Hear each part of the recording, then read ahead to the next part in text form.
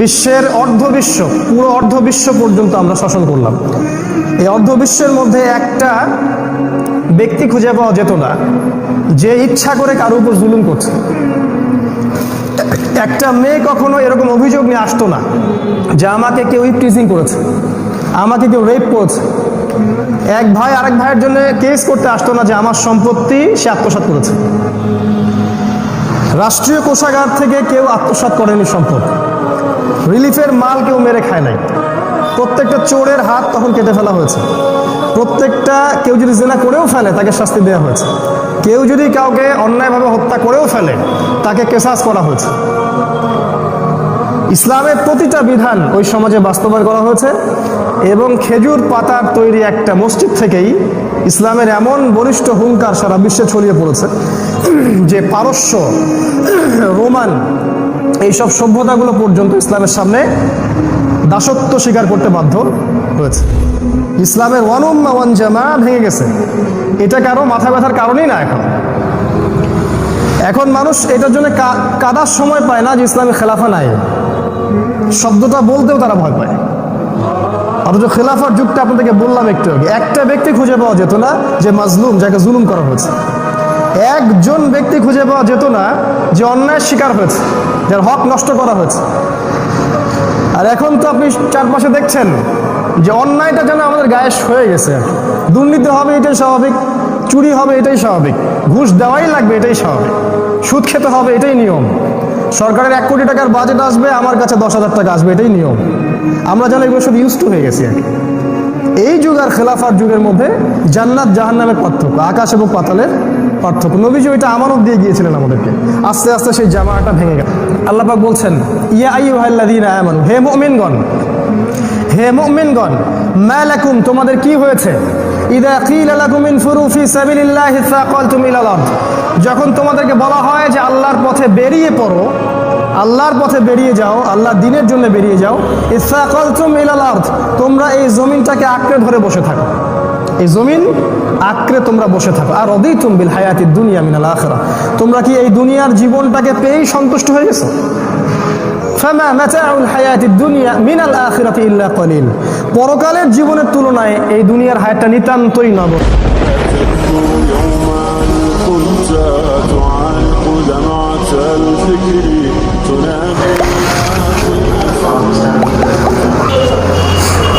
আসসালামু আলাইকুম ওয়া রাহমাতুল্লাহি ওয়া বারাকাতুহু।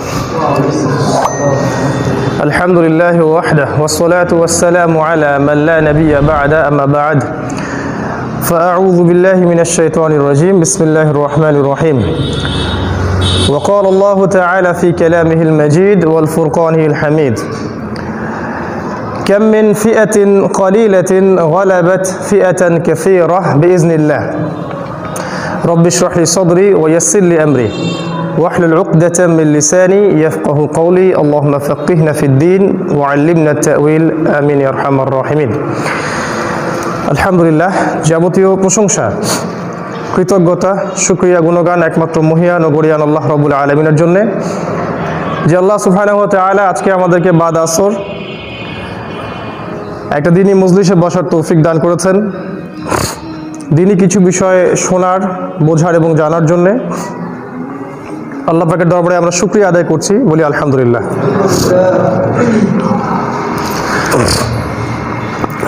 দরুদ এবং সালাত বর্ষিত হোক প্রিয় নবী মুহাম্মদুর রাসূলুল্লাহ সাল্লাল্লাহু আলাইহি ওয়াসাল্লামের প্রতি, যাকে আল্লাহ পাক মানবতার মুক্তির দূত হিসেবে প্রেরণ করেছেন। আল্লাহুম্মা সাল্লি আলা মুহাম্মদ, আল্লাহুম্মা বারিক আলা মুহাম্মদ। আমার প্রাণপ্রিয় যুবক ভাইয়েরা, আজকে আমাদের এই সংক্ষিপ্ত সময়ের মধ্যে আমরা খুব গুরুত্বপূর্ণ একটা টপিক নিয়ে কথা বলবো ইনশাআল্লাহ। যদিও হাতে সময় কম, কিন্তু আমি চেষ্টা করব যে মৌলিক পয়েন্টগুলো আপনাদের সামনে উপস্থাপন করার জন্য। ইনশাআল্লাহ তাআলা এই বিষয়ে পরে বিস্তারিত কখনো কথা হবে ইনশাআল্লাহ। আজকে আমরা শুধু মৌলিক কথাগুলো বলছি ইনশাআল্লাহ। আমাদের টপিক আজকের বক্তব্যের সেটা হচ্ছে আমাদের এই মুসলিম উম্মার যে হারানো ঐতিহ্য, আলোকিত ভবিষ্যৎ এবং বর্তমানের যে পদস্খলন, এ থেকে উত্তরণের উপায় কি? এই বিষয় নিয়ে খুব সংক্ষিপ্ত একটা আলোচনা আমি উপস্থাপন করার চেষ্টা করছি ইনশাআল্লাহ। ওয়া মা তৌফিক ইল্লা বিল্লাহ আলাইহি তাওয়াক্কালতু ওয়া ইলাইহি উনীব। এখন যদি কোনো মুসলিমকে জিজ্ঞাসা করেন যে ভাই কেমন আছেন, সে বলে আলহামদুলিল্লাহ ভালো আছে। এই অবস্থায় বিশ্বের আনাচে কানাচে যেদিকে তাকাবেন দেখবেন মুসলিমদেরকে নিধন করা হচ্ছে। এই অবস্থায় যে ব্যক্তি মন থেকে বলতে পারে যে আমি ভালো আছি, সে ব্যক্তি স্বার্থপর। সে ব্যক্তি তার ব্যক্তি স্বার্থ নিয়ে চিন্তা করছে যে ব্যক্তিগতভাবে আমি ভালো আছি।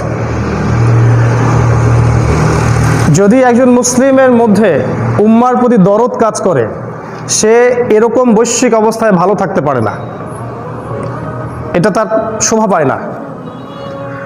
তার কান্নাকাটি করা উচিত, তার উম্মার জন্য দোয়া করা উচিত, উম্মার উন্নতি বা সাফল্যের জন্য ফিকির করা উচিত। দুঃখজনক হচ্ছে আমরা এই অবস্থায় ব্যক্তিকেন্দ্রিক চিন্তা করি। নিজের ব্যক্তি, নিজের পরিবার, নিজের সন্তান সন্ততি, আমাদের চাকরি, আমাদের ব্যবসা, আমাদের বাড়ি গাড়ি স্ট্যাটাস, এগুলো আমাদের মূল চিন্তার কেন্দ্রবিন্দুতে পরিণত হয়েছে দুর্ভাগ্যজনকভাবে।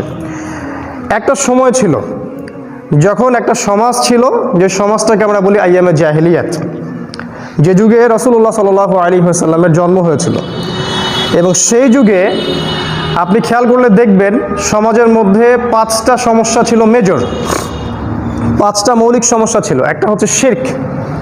শিরক মানে আল্লাহ রাব্বুল আলামিনের তাওহীদের সাথে অন্য ঈশ্বরকে শরীক করা, আল্লাহর বিধানকে বাদ দিয়ে অন্যের বিধান দিয়ে সমাজ পরিচালনা করা, যে সম্মান, ইবাদত, ভয়, প্রার্থনা আল্লাহর পাওয়ার কথা সেটা অন্য কাউকে দেয়া। এটা ছিল ওই সমাজের একটা মৌলিক বৈশিষ্ট্য। আরেকটা সমস্যা ছিল সুদ বা রিবা। ওই আইয়ামে জাহিলিয়াতের ম্যাক্সিমাম মানুষ সুদ খেত আর কি, সুদের সাথে সম্পৃক্ত ছিল, তাদের অর্থনীতি ছিল সুদভিত্তিক। তৃতীয় সমস্যা ছিল নারীর অবমাননা। ওই যুগটা ছিল নারীর অবমাননার শ্রেষ্ঠ যুগ। ওই যুগের মতো মেয়েদেরকে এভাবে মানে পণ্যের মতো ব্যবহার করা হয়নি বর্তমান এই 20 শতাব্দীর আগ পর্যন্ত আর কি। আরেকটা সমস্যা ছিল গোত্রীয় দ্বন্দ্ব। ওই যুগের দিকে তাকালে আপনি দেখবেন সামান্য ইস্যু নিয়ে গোত্রে গোত্রে দ্বন্দ্ব, হানাহানি, কাটাকাটি, মারামারি চলতো এবং এগুলো অনেক দীর্ঘস্থায়ী হতো। আর একটা 5 নম্বর সমস্যা ছিল, সেটা হচ্ছে মাদক। সমাজের ম্যাক্সিমাম মানুষ মাদকের সাথে সম্পৃক্ত ছিল। এই ছিল আইয়ামে জাহিলিয়াতের মূল রূপটা সংক্ষিপ্তভাবে। যদি আপনি বিচক্ষণ শ্রোতা হয়ে থাকেন, আপনি বুঝে ফেলবেন এই 5টা সমস্যা কিন্তু বর্তমান সময়েও আছে। ওই শিরক ওই সময় ছিল, এই সময়ও আছে। রিবা ওই সময় যতটুকু ছিল, এখন গ্লোবালাইজেশন, রিবার গ্লোবালাইজেশন মানে বৈশ্বিক সুদ আমরা খাচ্ছি আর কি। ওই সময় জিনা বা নারীর অবমাননা ছিল কিন্তু গোত্রভিত্তিক, একটা পরিবেশ কেন্দ্রিক, এখন সেটা বৈশ্বিক। ওই যুগে মেয়েকে হয়তো কন্যা সন্তানকে দাফন করা হতো, এখনকার মতো মেয়েদেরকে পণ্য বানানো হয়নি আর কি। এখন মেয়েদেরকে আমরা এক শ্রেণীর স্বার্থান্বেষী মহল মেয়েদেরকে সম্মান নামে যেভাবে পণ্যে পরিণত করেছি, এটা ওই আইয়ামে জাহিলিয়াতেই ছিল, আর অন্য কোনো সময় ছিল না।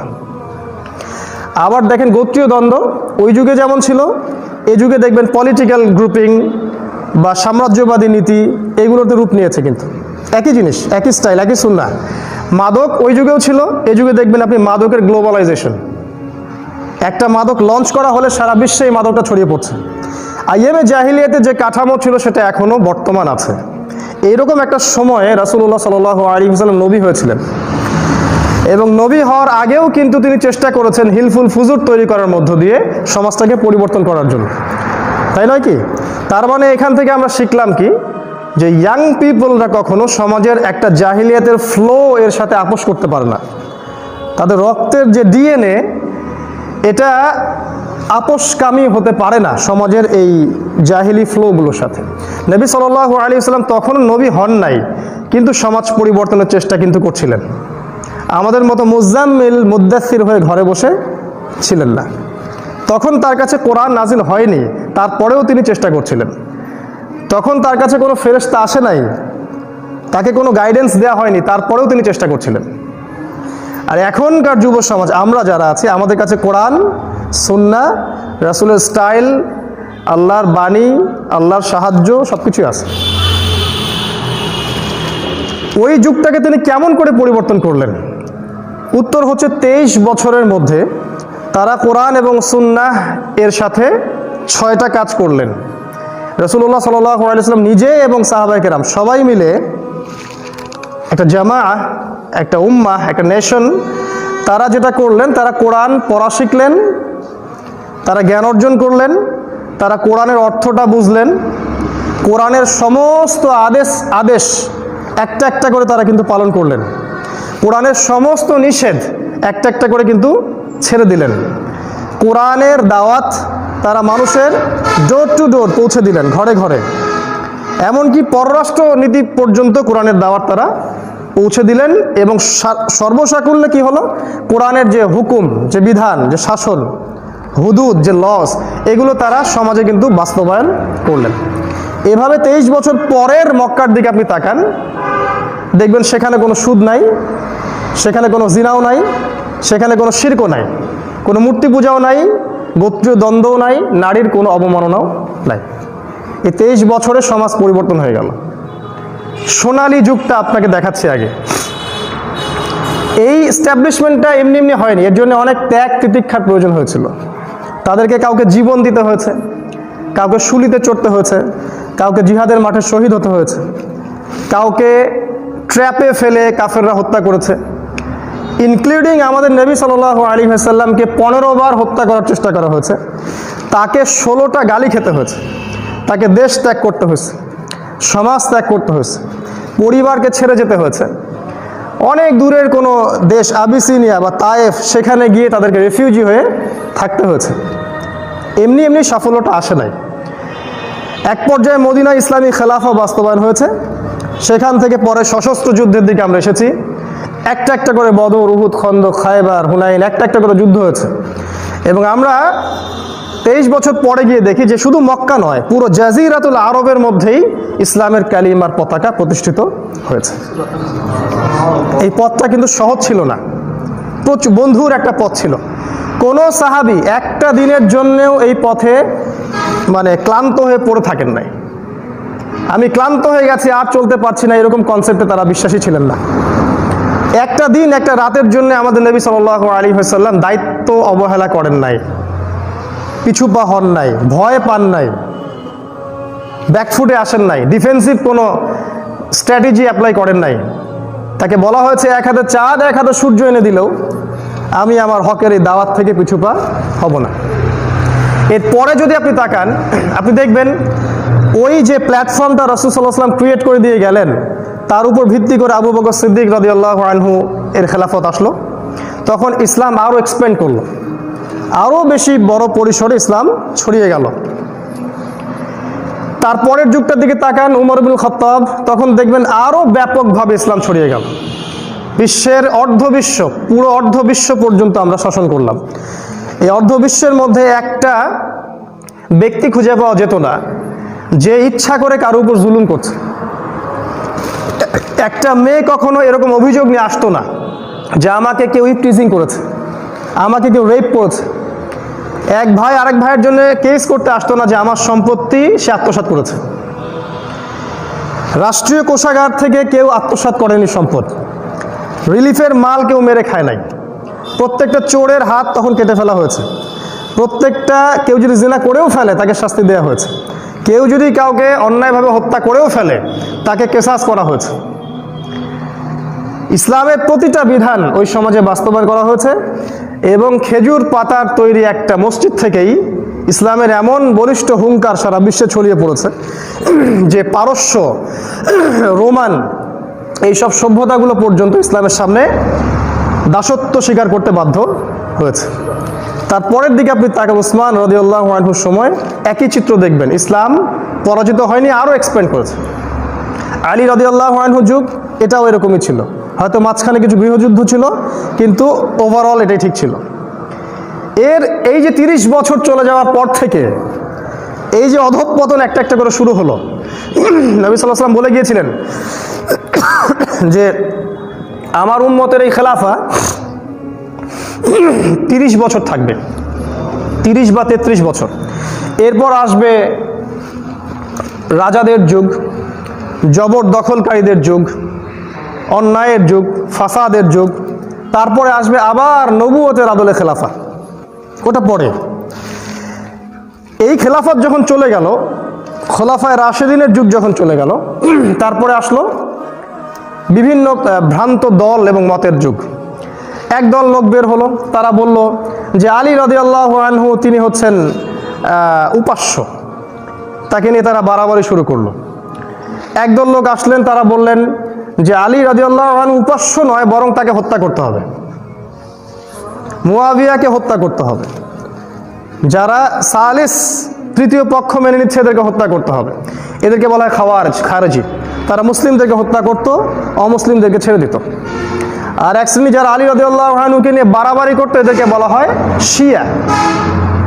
আরেক শ্রেণী বের হলো যারা বলছে তাকদীর বলতে কিছু নাই, মানুষ নিজেই তার ভাগ্যের নিয়ন্ত্রণ, এদেরকে বলা হয় কাদারিয়া। আরেক দল লোক বের হলো যারা বলে যে ভাগ্যই সব, মানুষের কর্মের কোনো স্বাধীনতা নাই, এদেরকে বলা হয় জাবারিয়া।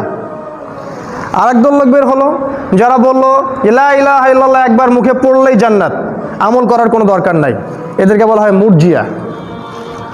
আর আপনার দেশের গভর্নমেন্ট সহ পুরো ওয়ার্ল্ডের সমস্ত গভর্নমেন্ট কিন্তু মুরজিয়া। তারা মনে করে একবার লা ইলাহা ইল্লাল্লাহ পড়লেই জান্নাত, আমল করার দরকার নাই। আরও একদল লোক বের হলো যারা বললো না, মুহাম্মদ সাল্লাল্লাহু আলাইহি সাল্লাম শেষ নবী না, মুসাইলামা কাযযাব সেও নবী, নাউযুবিল্লাহ। আর একজন কাহিনা, একজন মহিলা গণক, সেও নবী। এভাবে প্রায় 27 জন নিজেদেরকে নবী দাবি করবে কিয়ামত পর্যন্ত, নবীজি বলেছেন। তার মধ্যে আমাদের কন্টিনেন্টের গোলাম আহমদ কাদিয়ানিও একজন। এরকম একদল লোক আবার বের হলো। আরেকদল লোক বের হলো অগ্নি পূজক, মাজুস, যারা বাইরের দিক থেকে মুসলিম, ভিতরে মাজুস, অগ্নি পূজক। আরেকদল লোক বের হলো যারা বাইরের দিক থেকে মনে হয় মুসলিম, ভিতরে ইহুদি, আব্দুল্লাহ বিন সাবা এর অনুসারী। এভাবে বিভিন্ন দল উপদল বের হতে লাগলো। একদল লোক বের হলো যারা সুফিজমের নামে এমন কিছু শুরু করলো যে ইসলামকে সমাজ থেকে বের করে তারা মসজিদের কোনায় নিয়ে চলে আসলো। সারাদিন মসজিদে বসবেন আর তাসবিহ টিপবেন, বাইরে ইসলামের অন্য কোনো হেদায়েত নাই। আরও একদল লোক বের হলো, তারা মনে করলো না, ইসলাম এভাবেই যাবে, আমাদেরকে বড় বড় শক্তিদের সাথে আপোষ করে নিতে হবে। এখন আর জিহাদের কনসেপ্ট নাই, এখন সবাই মিউচুয়াল আন্ডারস্ট্যান্ডিং দিয়ে ইসলাম কায়েম করবে। বিভিন্ন চিন্তা চেতনার দর্শন বের হলো, প্রায় শতাধিক। এগুলো নিয়ে আমরা প্রায় 5 বছর পড়েছি আর কি, এটা বলতে গেলে সময় শেষ হয়ে যাবে। এরকম বিভিন্ন উপদলে মানুষ বিভক্ত হয়ে গেল। আস্তে আস্তে আমাদের শক্তি কমতে থাকলো। উলামায়ে কেরামদের মধ্যে একদল সমাজ সংস্কারের চেষ্টা করতে থাকলেন, তাদেরকে জেল, ছুরি, ফাঁসি দিয়ে হত্যা করা হলো। আর এক দল এই ফিতনা থেকে বের হয়ে চলে গেলেন, এই ফিতনার মধ্যেই থাকবো না, আমরা ফিতনা থেকে ডিসকানেক্টেড হয়ে যাব। তারাও একটা ভালো পদক্ষেপই নিয়েছিলেন, কারণ না হলে ওই সব আলেমদেরকে আমরা পেতাম না। একদল আলেম ওলামা বের হয়ে আসলেন, তারা কোরআন এবং হাদিসের মৌলিক বিষয়গুলো মানুষের কাছে প্রচার করতে লাগলেন। একদল ফকিহ বের হলেন, যারা বিভিন্ন মাযহাবের বড় বড় ইমাম হলেন এবং লোকজন তাদেরকে অনুসরণ করতে শুরু করলো। এভাবে সময় চলতে থাকলো। একটা পর্যায়ে ক্ষমতা রদবদল হতে লাগলো। একবার আব্বাসীয়দের হাতে ক্ষমতা, একবার উমাইয়াদের হাতে, একবার উমাইয়াদের হাতে, একবার আব্বাসীয়দের হাতে, একবার ফাতেমিদের হাতে, আরেকবার দেখা যায় টার্কিশদের হাতে, আবার ওই কর্ডোভার হাতে, আবার দেখা যায় এইদিকে আপনার আফগানদের হাতে বা মুঘলদের হাতে। ক্ষমতার পালাবদল, ইসলামী খেলাফা একবার ওইখানে, একবার এইখানে, একবার এইখানে, একবার এখানে। ইউনাইটেড নেশনসটা ভেঙে গেল, মুসলিম উম্মার ইউনিটি, ওয়ান উম্মা ওয়ান জামা, এটা ভেঙে গেল। এই বিষয়টা নিয়ে কেউ কাঁদে না এখন। ইসলামের ওয়ান উম্মা ওয়ান জামা ভেঙে গেছে, এটা কারো মাথা ব্যথার কারণই না। এখন মানুষ এটার জন্য কাদার সময় পায় না যে ইসলামী খেলাফা নাই, শব্দটা বলতেও তারা ভয় পায়। অথচ খেলাফার যুগটা আপনাদেরকে বললাম একটু আগে, একটা ব্যক্তি খুঁজে পাওয়া যেত না যে মাজলুম, যাকে জুলুম করা হয়েছে। একজন ব্যক্তি খুঁজে পাওয়া যেত না যে অন্যায়ের শিকার হয়েছে, যার হক নষ্ট করা হয়েছে। আর এখন তো আপনি চারপাশে দেখছেন যে অন্যায়টা যেন আমাদের গায়ে হয়ে গেছে আর কি। দুর্নীতি হবে এটাই স্বাভাবিক, চুরি হবে এটাই স্বাভাবিক, ঘুষ দেওয়াই লাগবে এটাই স্বাভাবিক, সুদ খেতে হবে এটাই নিয়ম, সরকারের 1 কোটি টাকার বাজেট আসবে, আমার কাছে 10,000 টাকা আসবে, এটাই নিয়ম। আমরা যেন এগুলো শুধু ইউজ টু হয়ে গেছি আর কি। এই যুগ আর খেলাফার যুগের মধ্যে জান্নাত জাহান্নামের পার্থক্য, আকাশ এবং পাতালের পার্থক্য। নবীজি ওইটা আমানত দিয়ে গিয়েছিলেন আমাদেরকে। আস্তে আস্তে সেই জামাটা ভেঙে গেল। সর্বশেষ একটা জামা বাকি ছিল, সেটা হচ্ছে এই টার্কিশ বা ওসমানীয় খেলাফতের জামা। আপনারা হয়তো আর্তুগরুল দেখেছেন, অনেকে ইউটিউবে দেখেছেন হয়তো। তার ছেলে উসমান, তাদের হাত ধরে অটোমান এম্পায়ার আস্তে আস্তে এক্সপ্যান্ড করতে লাগলো এবং প্রায় বেশ কয়েক শতাব্দী তারা ইসলামী খেলাফাটাকে ধরে রেখেছিল। আমরা বলছি না তারা 100% পারফেক্ট ছিল, কিন্তু অ্যাটলিস্ট ইসলামের একটা শেল, খেলাফার একটা শেল বাকি ছিল, আমাদের একটা শক্তি বাকি ছিল। তারপর কি, এই শেলটা যখন আস্তে আস্তে তার শক্তি হারাচ্ছে, ইমানি শক্তি হারাচ্ছে, তখন বিশ্বের পশ্চিম দিক থেকে, এই বিশ্বটার ওই পশ্চিম দিক থেকে, মানে ব্রিটেন, এই যে ফ্রান্স, এই যে জার্মানি, এই যে আমেরিকান, এই যে কন্টিনেন্টটা আছে, এই কন্টিনেন্ট থেকে একটা শক্তি রাইজ করতে থাকলো। এই জায়গাটা খুব ভালো করে বোঝার চেষ্টা করে। ইসলামের অধঃপতনের সাথে সাথে ওই দিক থেকে একটা শক্তি রাইজ করতে শুরু করলো। মিস্টেরিয়াসলি, রহস্যজনকভাবে সমস্ত রকম বৈজ্ঞানিক এবং প্রযুক্তিগত যে ক্ষমতা, এটা একটা ছোট্ট দেশ থেকে বের হতে লাগলো। সেই দেশটার নাম হচ্ছে ব্রিটেন। এবং এই ব্রিটেনের সাথে জিউস, যেটাকে আমরা বলি ইহুদি, বানু ইসরাইল যেটাকে আমরা বলি জিউস, এরা আসলে অরিজিনাল বানু ইসরাইল নয়, এরা সাদা চামড়ার বানু ইসরাইল। তো এই জিউসরা ব্রিটিশদের সাথে বা নাসারাদের সাথে ঐক্য জোট গঠন করলো একটা, এবং এই জোটটার নাম তারা দিল জায়নিজম বা জায়নিস্ট মুভমেন্ট। এবং এই মুভমেন্টটা ব্রিটিশ এই সভ্যতাটাকে রাইজ করলো আস্তে আস্তে, এবং এই ব্রিটেনের হাত ধরে তারা পুরো বিশ্বে তাদের যে সাম্রাজ্যবাদী নীতি, এটা প্রতিষ্ঠা করলো। পৃথিবীর এমন কোনো প্রান্ত ছিল না, দরকার ছিল না, পৃথিবীর এমন কোনো প্রান্ত ছিল না যেই প্রান্তে তারা তাদের সামরিক ঘাঁটি বা নৌবহর স্থাপন করে নাই, এমন কোনো প্রান্ত নাই। এবং যতক্ষণ পর্যন্ত তাদের স্বার্থ উদ্ধার হচ্ছিল না, ততক্ষণ পর্যন্ত তারা কিন্তু সেখান থেকে সরে আসে নাই। খেয়াল করে দেখবেন, ইভেন আমাদের এদিকেও তারা 200 বছর রাজত্ব করেছে।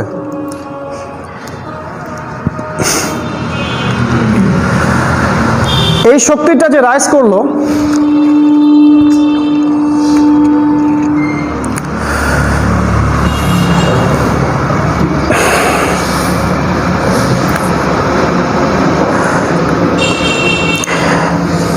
এই সভ্যতাটা রাইজ করার পিছনে এক শ্রেণীর মানুষের ইন্ধন ছিল। সেই ইন্ধনযুক্ত মানুষদেরকে আমরা বলে থাকি এরা হচ্ছে জায়নিস্ট। আপনাদেরকে বলে দেই, তারা যখন এই বিশ্বের বুকে মাথা তুলে দাঁড়ায়, ঠিক ওই সময়েই ফেরাউনের লাশটা ভেসে ওঠে। ফেরাউনের লাশটা ভেসে ওঠা এবং জায়নিস্ট মুভমেন্টের এই যে ইমার্জ এই বিশ্বে, এটার মধ্যে একটা কানেকশন আছে।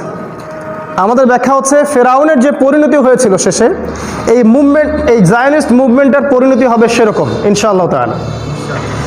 এরা যখন রাইজ করলো, তখন বিশ্বের প্রতিটা দেশ, প্রতিটা কন্টিনেন্ট, তারা তাদের সামরিক ঘাঁটি, তাদের আকিদা, তাদের কৃষ্টি, তাদের কালচার, তাদের অস্ত্র, তাদের সামরিক এভরি সিঙ্গেল বেস দিয়ে তারা বিশ্বকে শাসন করা শুরু করলো। আমাদের এই কন্টিনেন্টটা তারা শাসন করেছে প্রায় কত বছর? 200 বছর। আর আমাদের বাপদাদারা আমাদের মতো অকর্মা ছিলেন না। কথা কিছু খারাপ লাগতে পারে, কিন্তু এটাই বাস্তবতা। আমাদের বাপদাদা যারা ছিলেন, শাহ ওলিউল্লাহ মুহাদ্দিস দেহলভী রাহিমাহুল্লাহ, শাহ ইসমাইল শহীদ, ওলামায়ে দেওবন্দ বা অন্য যারা ঘরানার ছিলেন, তারা কিন্তু আমাদের মতো অপদার্থ ছিলেন না। তারা ওদের বিরুদ্ধে সশস্ত্র যুদ্ধ করেছেন এই বাংলার মাটিতে। ওই ব্রিটিশদেরকে তাড়ানো হয়েছে সশস্ত্র জিহাদের মধ্য দিয়েই। আমাদের বাপদাদারা বসেছিল ওই তিতুমির, ওই বাঁশের কেল্লা দিয়েই যুদ্ধ করেছে। তারা এদেরকে তাড়ানোর চেষ্টা করেছে। এই ব্রিটিশরা যখন আসলো, তারা এই বাজার থেকে সমস্ত সোনা এবং রূপাকে তুলে দিল। আমাদের বাপদাদারা বসে থাকেন নাই, তারা বলেছিলেন যে কাগজের টাকাটা জায়েজ নাই, না জায়েজ, আমাদের গোল্ড দিনার এবং সিলভার দিরহামই চলতে হবে। এটা আমাদের বাপদাদারা বলেছিল প্রথম। এখনকার কোনো আলেম ওলামা এই কথাটা বলার সাহস পায় না। যাই হোক, তারা বিশ্বকে শাসন করলো। শুধু তাই না, তাদের সবচেয়ে বড় অ্যাচিভমেন্ট ছিল এটা, ওই ব্রিটিশদের, তারা সমসাময়িক সমস্ত প্রযুক্তি, সমস্ত অর্থনৈতিক শক্তি, সামরিক শক্তি, পলিটিক্যাল পাওয়ার এবং সাম্রাজ্যবাদী শক্তি অর্জন করেছিল। এই শক্তিগুলো তারা কোন কাজে ব্যয় করলো? ন্যায় ইনসাফ প্রতিষ্ঠার কাজে, নাকি জুলুম এবং ফাসাদ সৃষ্টি করার কাজে? তারা তাদের এই ক্ষমতাগুলোকে তারা জুলুম এবং ফাসাদের মাধ্যম বানালো। সর্বশেষ তারা একটা কাজ করলো। সেটা কি? সেটা হচ্ছে যে তারা আমাদের সর্বশেষ খেলাফত, উসমানী অটোম্যান যে খেলাফত, এই খেলাফতটাকে 1914 থেকে 18-র মধ্যে ধ্বংস করে দিল। তারা মানে তারা একসাথে জেরুজালেমকে আক্রমণ করলো এবং জেরুজালেমটা তারা মুসলিমদের হাত থেকে ছিনিয়ে নিল। এটা 2000 বছরের মধ্যে প্রথম। বিগত 2000 বছরে এই ঘটনাটা কিন্তু ঘটে নাই। 2000 বছর পর এই ঘটনাটা ঘটলো যে এই জেরুজালেম ইহুদিদের জন্য উন্মুক্ত করে দেওয়া হলো। এর আগের 2000 বছর ইহুদিরা সেখানে ঢুকতে পারে নাই। ব্রিটিশরা জেরুজালেমকে উন্মুক্ত করে দিল কাদের জন্য? ওদের নিজেদের জন্য না, ওরা কিন্তু জেরুজালেমে থাকলো না। রহস্যজনক। ওরা পৃথিবীর প্রত্যেকটা জায়গায় কলোনাইজ করলো, জেরুজালেমকে কলোনাইজ করে তারা নিজেরা সেখানে কোনো কিছু করলো না, বরং এক শ্রেণীর মানুষের জন্য জেরুজালেমের দরজা খুলে দিল। তারা কারা? তারা হচ্ছে ইহুদি। রহস্যজনক ব্যাপার। পৃথিবীর প্রতিটা জায়গা থেকে ইহুদিরা সেখানে আসা শুরু করলো এবং আমাদের বাবা, আমাদের মা, আমাদের বোন, আমাদের সন্তানদেরকে নির্বিচারে হত্যা করে তারা সেখান থেকে ফিলিস্তিনিদেরকে তাড়িয়ে দিয়ে ইসরায়েল রাষ্ট্র গঠন করলো। আর আমরা অবশ্য তখন হালুয়া রুটি খাচ্ছিলাম আর কি, আপোষে মারামারি কাটাকাটি এগুলোতে ব্যস্ত ছিলাম। আমাদের বড় জিহাদ আছে, ইখতলাফি মাসআলাগুলোকে নিয়ে মারামারি করা আর বিভক্তি সৃষ্টি করাটা আমাদের বড় জিহাদ। মূল জায়গায় ফোকাস করার সময় আমাদের নাই। ওরা জেরুজালেম উন্মুক্ত করে ইহুদিদের জন্য একটা স্থায়ী আবাসস্থল তৈরি করে দিল এই 14 থেকে 18-র মধ্যে। শুধু তাই না, তারা প্রথম বিশ্বযুদ্ধ লাগালো এবং এর ফলে তারা তাদের স্বার্থ উদ্ধার করলো। সবচেয়ে বড় কাজটা তারা যেটা করলো, ইহুদিদেরকে তারা নিয়ে আসলো জেরুজালেমে, রাষ্ট্র গঠন করে দিল, তারা সেখান থেকে চলে গেল। তাদের রোল, তাদের ভূমিকা যেন বিশ্ব থেকে মুছে গেল। তাদের জায়গায় নতুন একটা রাষ্ট্র, নতুন একটা সাম্রাজ্যের উত্থান ঘটলো, সেটা হচ্ছে আমেরিকা। ব্রিটিশরা গন, এখন নতুন স্টেট আসলো আমেরিকা। এবং এই স্টেটটা যেটা করলো, সে ব্রিটেনের মতোই ইসরায়েলের সাথে বন্ধুত্বপূর্ণ সম্পর্ক রেখে চললো। এবং ব্রিটিশরা ইসরায়েলকে যতটা পেট্রোনাইজ করেছিল, আমেরিকা তার চেয়ে বেশি করা শুরু করলো। এবং ব্রিটিশদের যতটা ইকোনমিক ক্ষমতা ছিল, আমেরিকা তার চেয়ে বেশি হলো। ব্রিটেনদের যত মিডিয়ার ক্ষমতা ছিল, আমেরিকা তার চেয়ে বেশি হলো। ব্রিটেনের যত অস্ত্র ছিল, আমেরিকা তার চেয়ে অনেক বেশি অস্ত্র হলো। ব্রিটিশদের যত সামরিক ক্ষমতা ছিল, আমেরিকা তার চেয়ে বেশি হলো। ব্রিটিশদের যত সাম্রাজ্যবাদী নীতি ছিল, আমেরিকা তার চেয়ে বেশি হলো। প্রতিটা ডিপার্টমেন্টে আমেরিকা ব্রিটিশদের চেয়ে ছাড়িয়ে গেল। কিন্তু ইসরায়েলের সাথে ওদের আতাত সম্পর্ক, বন্ধুত্ব বজায় থাকলো। মিস্টেরিয়াস ব্যাপার, রহস্যজনক। কারণটা কি? কারণ এরা একই সূত্রে গাথা। আল্লাহ পাক এই শ্রেণীর ইহুদি এবং এই খ্রিস্টানদেরকে বলেছেন, লা তাত্তাখিযুল ইয়াহুদা ওয়ান নাসারা আউলিয়া, তোমরা এইসব ইহুদি এবং খ্রিস্টানদেরকে বন্ধুরূপে গ্রহণ করো না। বা'দুহুম আউলিয়া ও বা'দ, যারা একে অপরের বন্ধু। ওয়া মান ইয়াতাওয়াল্লাহুম মিনকুম ফাইন্নাহু মিনহুম, তোমাদের মধ্যে যারা ওদের দিকে মুখ ফেরাবে তারা এই উম্মার কেউ না, তারা ওদের অন্তর্ভুক্ত। এটা ছিল ব্রিটিশের রোল। এরপর আমেরিকার রোল। এরপর কি হলো? এরপর আমেরিকার হাত ধরে দেখবেন দ্বিতীয় বিশ্বযুদ্ধ হলো, ইসরায়েল আরও শক্তিশালী হলো। প্রতিটা ঘটনা ঘটছে, একটা মাত্র জাতি সুফল ভোগ করছে। বিশ্বে একটা একটা করে ঘটনা ঘটছে, একটা মাত্র জাতি সুফল ভোগ করছে, বাকি সবাই কুফল ভোগ করছে। কুফল ভোগ করছি আমরা মুসলিমরা এবং যারা ধর্মকেন্দ্রিক চিন্তা করি তারা, আর সুফল ভোগ করছে একটা মাত্র দেশ, একটা মাত্র নেশন, সেটা হচ্ছে ইসরায়েল। কখনো ব্রিটেনের হাত ধরে, কখনো ফ্রান্সের হাত ধরে, কখনো জার্মানির হাত ধরে, কখনো আমেরিকার হাত ধরে তারা ওদের এই বিশ্বকে শাসন করার যে সাম্রাজ্যবাদী নীতি, এটাকে প্রতিষ্ঠা করতে থাকলো। আর এখন কি আপনি দেখবেন যে এখন ইসরায়েল এই সমস্ত রাষ্ট্রগুলোর চাইতে বেশি শক্তি অর্জন করেছে। আপনি এডুকেশন, শিক্ষা বলেন, প্রযুক্তি বলেন, মিডিয়া বলেন, অস্ত্র বলেন, টেকনোলজি বলেন, পররাষ্ট্রনীতি বলেন, রাজনীতি বলেন, প্রত্যেকটা ডিপার্টমেন্টে ইসরায়েল এখন টপ। সারা বিশ্বের 1 নাম্বার রুলিং স্টেট এখন ইসরায়েল, আমেরিকাও না। পুরো বিশ্বের প্রতিটা জায়গার কলকাঠি এরা নাচ্ছে এখন, অন্য কেউ না। ইভেন আমাদের যারা এই যে সাবকন্টিনেন্টে আমরা যারা থাকি, আমাদের এই দেশে আমরা যারা থাকি, আমরা যদি মনে করি আমাদের উপর ওদের নিয়ন্ত্রণ নাই, আপনি ভুল করবেন। প্রতিটা গভর্নমেন্টের উপর ওদের নিয়ন্ত্রণ আছে। হয়তো অনেক সময় গভর্নমেন্ট নিজেও জানে না বিষয়টা, কিন্তু ওদের নিয়ন্ত্রণ সব জায়গায় আছে। আর এটাই সেই দেশ যে দেশের রাজধানী জেরুজালেম থেকে বের হবে মাসিহুদ দাজ্জাল, এবং যে তার অনুসারীদেরকে নিয়ে এই বিশ্ব শাসন করবে। অলরেডি ইসরায়েল সেটা করছে। তাহলে এই মাসিহুদ দাজ্জাল কাদের পক্ষ থেকে বের হবে এটা বুঝে নেন। এটা বোঝার জন্য আপনার থিঙ্কিং ক্যাপ মাথার মধ্যে রাখেন। এবার কি, এটা বর্তমান। এরা মনে করছে ফিউচারে কি হবে, এরা মনে করছে, এই জায়নিস্টরা মনে করছে যে আমরা, আমাদের সাথে ইহুদিরা আছে, খ্রিস্টানরা আছে, আমাদের সাথে মুশরিকরা আছে, এবং প্রতিটা দেশের মুনাফিক গভর্নমেন্টও আমাদের সাথে আছে, আমাদের সাথে ফাসিক জালেমরাও আছে। তারা মনে করছে তারা বিশ্ব শাসন করবে এবং তাদের শাসনের মধ্য দিয়ে বিশ্ব শেষ হবে। এটা ওদের মনে হচ্ছে, এটা ওদের হিস্ট্রি, এটা ওদের হিস্টোরিক্যাল অ্যানালাইসিস। কিন্তু আমরা কি দেখছি? আমরা ভবিষ্যৎ যেটা দেখছি সেটা হচ্ছে আমরা দেখছি এই অবস্থায় ইসরায়েল যখন রাইজ করেছে, এই অবস্থায় বিশ্বে একটা বড় যুদ্ধ হতে যাচ্ছে। যেই যুদ্ধ আমরা কোরআন হাদিস থেকে যার নাম বলছি মালহামা, আর বাইবেলে যার নাম লেখা আছে আর্মাগেডন।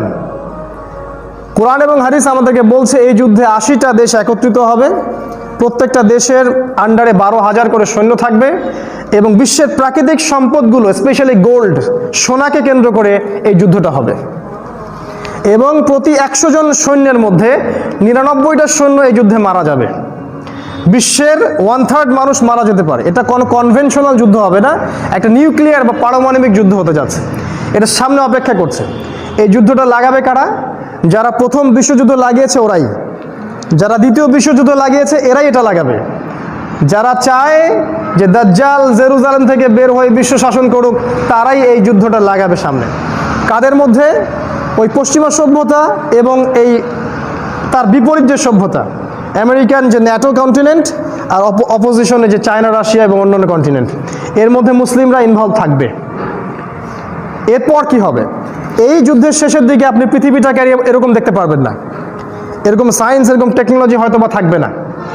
মেবি আল্লাহু আ'লাম বিসওয়াব, আমাদের মনে হয় এরকম হয়তো থাকবে না।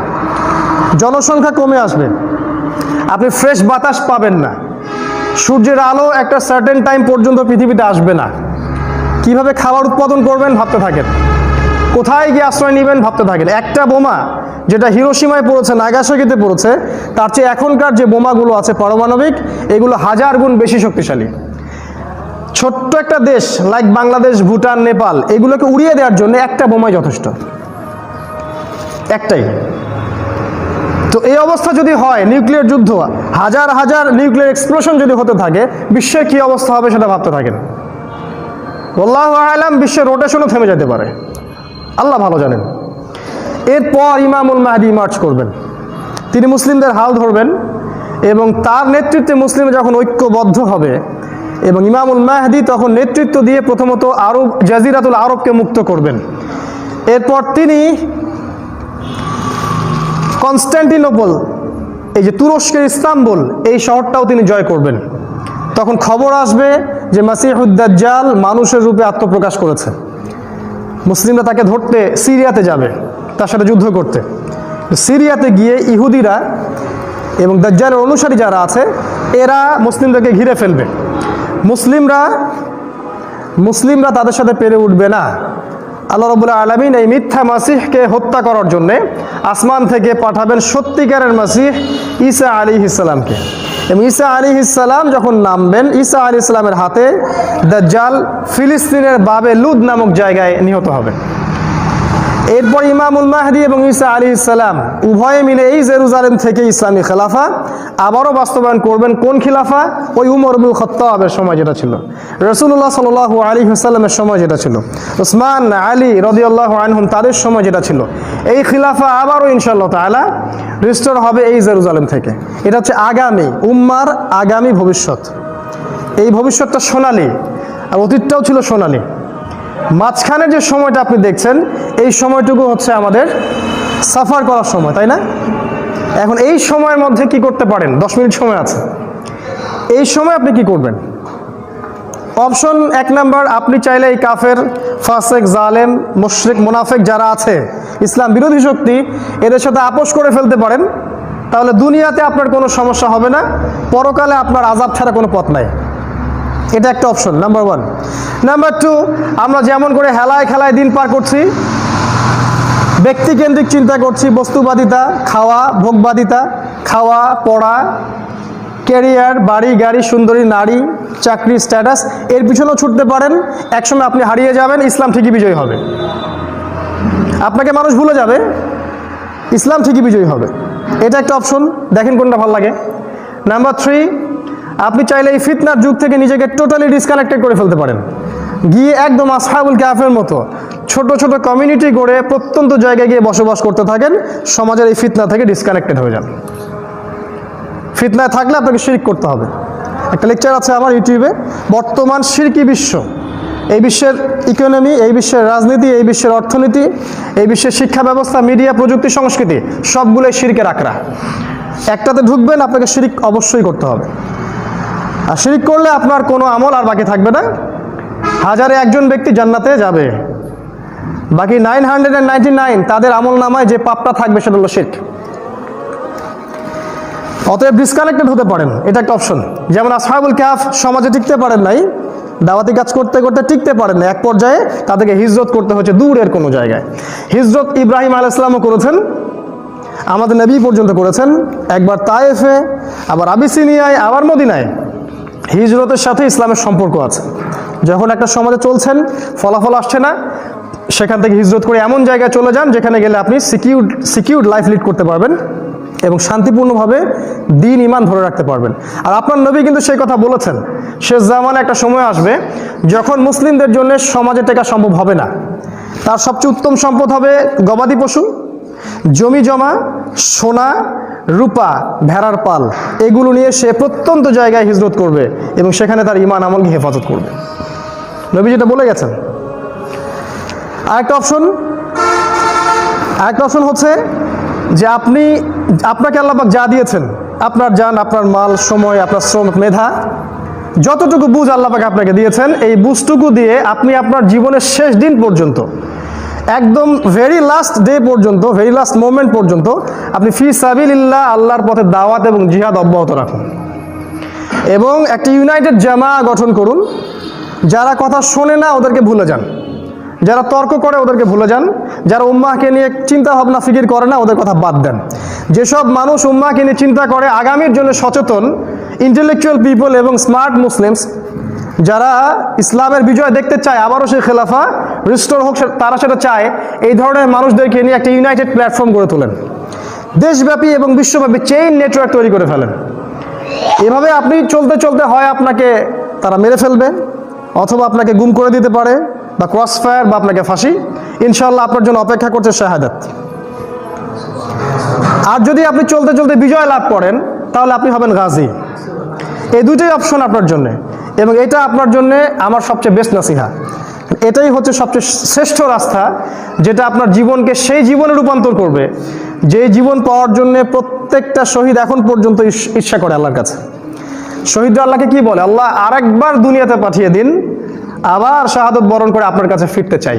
তারা এটা বলতে থাকেন, যদিও বা তাদেরকে আল্লাহ পাক জান্নাত অলরেডি দিয়ে দিয়েছেন। এটাই সেই পথ। 6টা নিয়ামত পাবেন। রক্তের প্রথম ফোঁটা পড়ার সাথে সাথেই গুনাহ মাফ, কবরের কোনো শাস্তি নাই, কোনো সওয়াল জবাবের টেনশন নাই। 2 নাম্বার। 3 নাম্বার, কিয়ামতের মাঠে উঠবেন, কোনো টেনশন নাই। 4 নাম্বার, মাথার মধ্যে একটা তাজ মুকুট থাকবে স্পেশাল, দেখা যাবে এটা হচ্ছে শাহিদ, এরা সুহাদা। 5 নাম্বার, আপনার ফ্যামিলি বংশের 70 জনের জন্য সুপারিশ করতে পারবেন আল্লাহর কাছে। আর 6 নাম্বার হচ্ছে আপনাকে আল্লাহ পাক 73 জন হুর দিবেন, হুরুন আইন, যাদের একজনের সৌন্দর্য এই বিশ্বের সমস্ত নারীদের সৌন্দর্য সমান নয়। অতএব এটা সবচেয়ে বেস্ট একটা ওয়ে। আপনাকে আল্লাহ পাক যা দিয়েছেন তাই দিয়েই আপনি আল্লাহর পথের এই যে দাওয়াত এবং জিহাদটা অব্যাহত রাখুন। এই পথ হয় আপনাকে গাজী অথবা শাহাদা, কোন একটা রাস্তা বেছে দিবে ইনশাআল্লাহ। এর বাইরে কোনো অপশন নাই।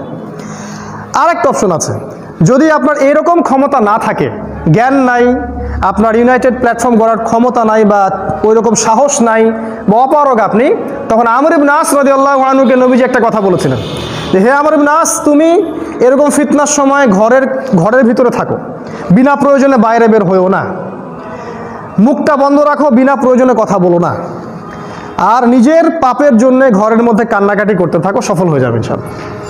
এটাও একটা অপশন। এই 4-5টা অপশনের বাইরে আমি কোনো অপশন দেখি না। আরেকটা বেস্ট অপশন আছে, যেটা পাবলিকলি বলা অনেকটা রিস্ক, তারপরেও বলবো যে, কারণ আমরা বিশ্বাস করি যেদিন তাকদীরে লেখা আছে যে বুলেট আজকে লাগবে সেদিন লাগবে, এটা আমরা বিশ্বাস করি। আর যেদিন লেখা নাই আজকে লাগবে না সেদিন লাগবে না। তো এটা চিন্তা করে যদি হকটা না বলি তাহলে আল্লাহ পাক ধরবেন। আর একটা দল আছে, তাইফাতুম মানসুরা, নবী সাল্লাল্লাহু আলাইহি ওয়াসাল্লাম বলেছেন, আমার উম্মতের একটা দল, সাহায্যপ্রাপ্ত একটা দল কিয়ামত পর্যন্ত হকের উপর প্রতিষ্ঠিত থাকবে এবং আল্লাহর পথে জিহাদ এবং কিতাল করতেই থাকবে। এমনকি তারা খোরাসান থেকে কালো পতাকা নিয়ে বের হবে এবং পথিমধ্যে যার সাথেই তাদের কনফ্লিক্ট হবে, যুদ্ধ হবে, কোনো বাহিনী এদেরকে পরাজিত করতে পারবে না। এমনকি এরা জেরুজালেম পর্যন্ত দখল করে ইহুদিদের হাত থেকে ওইটাকে আবার ছিনিয়ে নিয়ে আসবে ইনশাআল্লাহ। এটাই সেই দল যাদের সাথে ইমামুল মাহদি থাকবেন এবং তারা ইমামুল মাহদির সাথে যুক্ত হবে। নবীজি বলেছেন, যদি তোমরা সেই দলকে পেয়ে যাও তাহলে বরফে হামাগুড়ি দিয়ে হলেও তাদের সাথে যুক্ত হও। ফালানি'মাল জাইশু জাইশুহা, কতই না উত্তম সেই সেনাবাহিনী। ফালানি'মাল আমিরু আমিরুহা, কতই না উত্তম তাদের আমির। এই 4টা বা 5টা অপশন ছাড়া আমাদের হাতে কোনো অপশন নাই। লাইফ একটা ফ্রেমে গাঁথা আছে, আপনার আমার জীবনের ক্যালকুলেশন আল্লাহর কাছে করা আছে। দিন যাচ্ছে রাত যাচ্ছে, আমরা আমাদের হায়াতের যে বটবৃক্ষ এখান থেকে পাতা ঝরে যাচ্ছে। আপনি বা আমি যদি চাই তাও ইসলাম বিজয় হবে, যদি আমরা না চাই তারপরেও ইসলাম বিজয় হবে। আল্লাহ রাব্বুল আলামিন আমরা যদি দায়িত্ব পালন না করি, অন্য কওমকে এই জায়গায় নিয়ে আসবেন, তারা এই দায়িত্ব পালন করবে ইনশাআল্লাহ। আমার ছেলে ওমর, তার হাতে আল্লাহ পাক জেরুজালেম মুক্ত করবেন ইনশাআল্লাহ। আপনার ছেলে খালিদ, তার হাতে ইনশাআল্লাহ আল্লাহ রাব্বুল আলামিন জেরুজালেম মুক্ত করবেন ইনশাআল্লাহ। আল্লাহ পাক চাইলে আপনার মেয়ে সুমাইয়া, সে দেখবেন একজন মুজাহিদের স্ত্রী হবে ইনশাআল্লাহ। আপনাকে ডিসাইড করতে হবে যে আপনি কি চাচ্ছেন। আপনি দিনের বিজয়টা চাচ্ছেন নাকি আপনি পিছু পা হয়ে থাকতে চাচ্ছেন। নবী আল্লাহ রাব্বুল আলামিন একটা কথা বলেছেন, যে একটা দিয়ে আমি শুরু করেছিলাম, যে কাম মিন ফিআতিন কলিলা গালাবাত ফিআতান কাসীরাতান বিইذনিল্লাহ। কতই না ক্ষুদ্র দল ছিল এই বিশ্বে, যারা বড় বড় দলের উপর বিজয় লাভ করেছিল আল্লাহর সাহায্য নিয়ে। সূরা আলে ইমরানে আল্লাহ পাক বলেছেন, যদি তোমরা প্রকৃত মুত্তাকি মুমিন হতে পারো, তোমাদের একজন ওদের 20 জনের সমান হবে। আল্লাহ পাক সূরা আলে ইমরানে আরো বলেছেন যে যদি তোমরা প্রকৃত মুমিন হতে পারো, আল্লাহ পাক ফেরেশতা নামিয়ে তোমাদেরকে সাহায্য করতে পারেন। আমরা এখন একটা ব্যাটল ফিল্ডের মধ্যে আছি। এখানে আমাদের ঘুমানোর সুযোগ নাই, আমাদের হেলায় ফেলায় সময় কাটানোর সুযোগ নাই, আমাদের দুনিয়া কেন্দ্রিক ফোকাস করার সুযোগ নাই। চাকরি, ব্যবসা, স্ত্রী, সুন্দরী স্ত্রী, নারী, বাড়ি গাড়ি, এগুলোকে মূল উদ্দেশ্য বানানোর কোনো সুযোগ আমাদের হাতে নাই। আমরা এখন একটা ব্যাটল ফিল্ডে বাস করছি।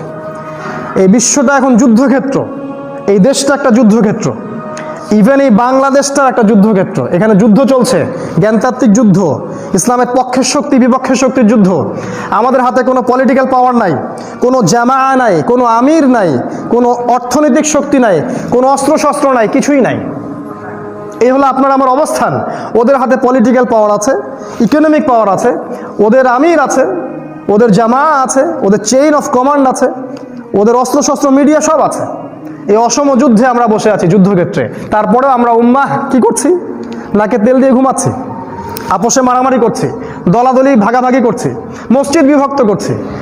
ওই দল, ওই সেই দল, এটা তারা, ওটা আমরা, সে এক্স, আমি ওয়াই, সে জেড, এগুলাতে ব্যস্ত আছি আর কি। এই জায়গায় আমার নাসিহা যুবকদের জন্য, যে ইনশাআল্লাহ তাআলা আমার মত বা আমার ধারণা, যুবকরাই হবে সেই কাফেলা ইনশাআল্লাহ, যারা এই পরিস্থিতিকে চেঞ্জ করতে পারবে ইনশাআল্লাহ। অন্য কারো পক্ষে এটা সম্ভব আমি মনে করি না। কারণ আমার বয়স কম, কিন্তু অল্প কিছু অভিজ্ঞতার আলোকে বলছি যে কিছু কিছু সেক্টরের মানুষদের পিছনে মেহনত করে আসলে কোনো লাভ নাই। এখন ইয়াং জেনারেশনের দিকে ফোকাস করুন, তাদেরকে তৈরি করুন, এবং আমাদের পরবর্তী জেনারেশন, যেটা আমার ছেলে, আপনার মেয়ে, এদেরকে তৈরি করেন। ইনশাআল্লাহ দেখবেন এদের হাতে আল্লাহ রাব্বুল আলামিন সেই কালো পতাকা তুলে দেবেন ইনশাআল্লাহ তাআলা। আল্লাহ পাক আমাদের সবাইকে যৌবনকালটাকে আল্লাহর পথে বিলিয়ে দেওয়ার তৌফিক দান করুন, আল্লাহুম্মা আমিন। আল্লাহ পাকের কাছে দোয়া থাকবে, আল্লাহ পাক আমাদের প্রত্যেককে গাজী অথবা শাহাদাতের মওত নসিব করুন। আল্লাহ রাব্বুল আলামিন আমাদেরকে একটা জামা গঠন করার তৌফিক দান করুন, আমাদেরকে যোগ্য একজন আমির দান করুন। আল্লাহ পাক তার পক্ষ থেকে একজন যোগ্য আমির আমাদেরকে দান করুন, যার মধ্যে কোনো ভীরুতা কাপুরুষতা কাজ করবে না, যে ব্যক্তি হবে জ্ঞানী, বিচক্ষণ এবং উম্মাহকে নেতৃত্ব দেওয়ার যোগ্যতা সম্পন্ন, যে এই উম্মাহকে ইউনাইটেড করতে পারবে এবং আমাদের যুব সমাজকে আল্লাহর পথে দাওয়াত এবং জিহাদ ফি সাবিলিল্লাহ নেতৃত্ব দেওয়ার ক্ষমতা অর্জন করতে পারবে। আল্লাহ পাক এরকম একজন আমিরকে আল্লাহ পাক আমাদের মাঝে পাঠান, আল্লাহুম্মা আমিন। এছাড়া আমরা দোয়া করবো আল্লাহ পাকের কাছে, আল্লাহ পাক আমাদের সবাইকে হালাল রিজিকের ব্যবস্থা করে দিন, আমাদের দুনিয়াবি পেরেশানিগুলো আল্লাহ পাক দূর করে দিন। আল্লাহ পাক বলেছেন, তোমরা যদি আমার দিনের জন্য সময় দাও, আমি তোমাদের টেনশন দূর করে দিব। তোমাদের হাতকে প্রাচুর্য দিয়ে ভরে দিব। তোমরা যদি আমার দিনের জন্য সময় না দাও, তাহলে আমি তোমাদের অভাব কখনো দূর করব না, তোমাদের হাতকে আমি ব্যস্ততা দিয়ে ভরে দিব। শেষ করছি একটা আয়াত দিয়ে। আল্লাহ রাব্বুল আলামিন বলেছেন সূরাতুল তাওবার মধ্যে, আল্লাহ পাক বলছেন, ইয়া আইয়ুহাল্লাযীনা আমানু, হে মুমিনগণ, মা লাকুম, তোমাদের কি হয়েছে, ইযা ক্বিলা লাকুম ইনফিরু ফি সাবিলিল্লাহি সাকালতুম ইলাল আরদ, যখন তোমাদেরকে বলা হয় যে আল্লাহর পথে বেরিয়ে পড়ো, আল্লাহর পথে বেরিয়ে যাও, আল্লাহর দ্বীনের জন্য বেরিয়ে যাও, ইসাকালতুম ইলাল আরদ, তোমরা এই জমিনটাকে আঁকড়ে ধরে বসে থাকো, এই জমিন আঁকড়ে তোমরা বসে থাকো। আর রাদিতুম বিল হায়াতিদ দুনিয়া মিনাল আখিরাহ, তোমরা কি এই দুনিয়ার জীবনটাকে পেয়েই সন্তুষ্ট হয়ে গেছো? ফামা মাতাউল হায়াতিদ দুনিয়া মিনাল আখিরাতি ইল্লা কলিল, পরকালের জীবনের তুলনায় এই দুনিয়ার হায়াতটা নিতান্তই নগণ্য। এর পরের আয়াতে আল্লাহ রাব্বুল বলছেন, ইল্লা তানফিরু, তোমরা যদি হে মুসলিমরা বের না হও, এই দিনকে হেফাজত করার জন্য তোমরা যদি চেষ্টা না করো, ইল্লা তানফিরু ইউআযযিবকুম আযাবান আলীমা, আল্লাহ পাক তোমাদেরকে ভীষণ ভীষণ ভয়ঙ্কর শাস্তি দিবেন। ওয়াস্তাবদিল কওমান গায়রাকুম, আল্লাহ পাক অন্য কওমকে তোমাদের জায়গায় নিয়ে আসবেন, তোমাদেরকে সরিয়ে দিবেন। সুম্মা লা ইয়াকুনু আমসালাকুম, তারা তোমাদের মতো হবে না। লা তাদুররুহু শাইআ, তোমরা তাদের কোনো ক্ষতি করতে পারবে না। আল্লাহু আলা কুল্লি শাইইন কাদির, আল্লাহ পাক প্রত্যেকটা বিষয়ের উপর কর্তৃত্বশীল। অতএব আল্লাহ পাকের সবচেয়ে শ্রেষ্ঠ ব্যবসার দিকে চলে আসি আমরা ইনশাআল্লাহ। আল্লাহ পাক বলেছেন, হাল নুনাব্বিউকুম, আমি কি তোমাদেরকে জানিয়ে দিব সবচেয়ে উত্তম ব্যবসা কোনটা, আলা তিজারাতিন, এমন একটা ব্যবসা সম্পর্কে, তুনজিকুম মিন আযাবিন আলীম, তোমাদেরকে পরকালের ভয়ঙ্কর শাস্তি থেকে বাঁচাবে। তুমিনুনা বিল্লাহ, আল্লাহর প্রতি ঈমান নিয়ে আসো, ওয়া রাসূলিহি, তার রাসূলের প্রতি ঈমান নিয়ে আসো, ওয়া তুজাহিদুনা ফি সাবিলিল্লাহি বিআমওয়ালিকুম ওয়া আনফুসিকুম, তোমাদের মাল এবং তোমাদের জান উভয়টা দিয়ে আল্লাহর পথে জিহাদ অব্যাহত রাখো। এর ব্যাপক অর্থ, আপনি নফসের সাথে জিহাদ করেন সেটা ঠিক আছে, আপনি জ্ঞান দিয়ে জিহাদ করেন, আপনি কথা দিয়ে করেন, আপনি কলম দিয়ে করেন, আপনি জামা দিয়ে করেন, প্রয়োজনে হলে অস্ত্র দিয়েও করতে হবে, এটাও জিহাদের অন্তর্ভুক্ত। এটা জঙ্গিবাদ নয়, এটা সন্ত্রাস নয়। শুধু একতরফা কথা বলে তো হবে না, টোটালিটি থাকতে হবে। নবী সাল্লাল্লাহু আলাইহি ওয়াসাল্লাম প্রত্যেকটা জিহাদে অংশ নিয়েছেন। এই জিহাদ নবীজি করতে আল্লাহ পাক করতে বলেছেন মাল দিয়ে এবং জান দিয়ে। তাহলে কি হবে, যালিকুম খায়রুল লাকুম ইন কুনতুম তা'লামুন, এটাই তোমাদের জন্য উত্তম যদি তোমরা জানতে। ইয়াগফির লাকুম যুনুবাকুম, তোমাদের সমস্ত গুনাহ আল্লাহ পাক এর ওসিলায় মাফ করে দিবেন। এবং শুধু তাই না, আল্লাহ পাক বলেছেন তোমরা যে দিনের বিজয় চাও, সেই বিজয়টা আল্লাহ পাক তোমাদেরকে দিবেন ইনশাআল্লাহ। সংক্ষিপ্ত সময় আর ডিটেলস আলোচনা করতে পারলাম না। আজকে আমরা যতটুকু জানলাম উম্মার হিস্ট্রিটা কি ছিল এবং উম্মার আগামী কি হতে যাচ্ছে, মাঝখানের এই সময়টাকে আমরা কিভাবে মূল্যায়ন করব, এই ডিসিশন আমাদেরকে নিতে হবে। স্পেশালি যুবক ভাইদেরকে একটা সুযোগ্য নেতৃত্ব, সুন্দর একটা প্ল্যাটফর্ম, একটা চেইন অফ কমান্ড, দেশব্যাপী একটা চেইন নেটওয়ার্ক, এবং সেখানে ইকোনমিক বেস, শারীরিক প্রশিক্ষণ, মানসিক প্রশিক্ষণ, ইমানের প্রশিক্ষণ, আধ্যাত্মিক প্রশিক্ষণ, সব কিছু থাকতে হবে। এবং ধৈর্য ধরে ইস্তেকামার সাথে প্ল্যান ওয়াইজ ঠান্ডা মাথায় এগিয়ে যেতে হবে। একটা গ্লোবাল নেটওয়ার্ক তৈরি করা উচিত, যাতে করে আমরা আগামী দিনের যে আল্লাহর পথের সময়গুলো আসতে যাচ্ছে তখন যেন আমরা প্রস্তুত থাকতে পারি। এই প্রস্তুতিটাই এখনকার সবচেয়ে বড় চ্যালেঞ্জ। আল্লাহ পাক আমাদের সবাইকে চ্যালেঞ্জটা গ্রহণ করার তৌফিক দান করুন এবং আল্লাহ রাব্বুল আলামিন এই পথে আমাদেরকে প্রশস্ত রিজিক এবং নেক হায়াত তাইয়্যিবা দান করুন। আল্লাহ পাক আমাদের মধ্য থেকে শুহাদাদেরকে কবুল করুন, আমাদের মধ্যে আল্লাহ পাক গাজীদেরকে কবুল করুন। আল্লাহ রাব্বুল আলামিন আমাদের পরিবারগুলোকে আদর্শ পরিবার বানিয়ে দিন, আমাদের সন্তান সন্ততিদেরকে আল্লাহ রাব্বুল আলামিন তার রাস্তায় ফি সাবিলিল্লাহ দাওয়াত এবং জিহাদে অংশগ্রহণ করার তৌফিক আল্লাহ পাক দান করুন, আমিন। সুবহানাকা আল্লাহুম্মা ওয়া বিহামদিক, আশহাদু আল লা ইলাহা ইল্লা আনতা, আস্তাগফিরুকা ওয়া আতুবু ইলাইক। আসসালামু আলাইকুম ওয়া রাহমাতুল্লাহি ওয়া বারাকাতুহু। بين الرجاء والخوف قلبي طائر، ومن اليقين النور بيض جوانحي، فوق السحاب يطير حرا مدركا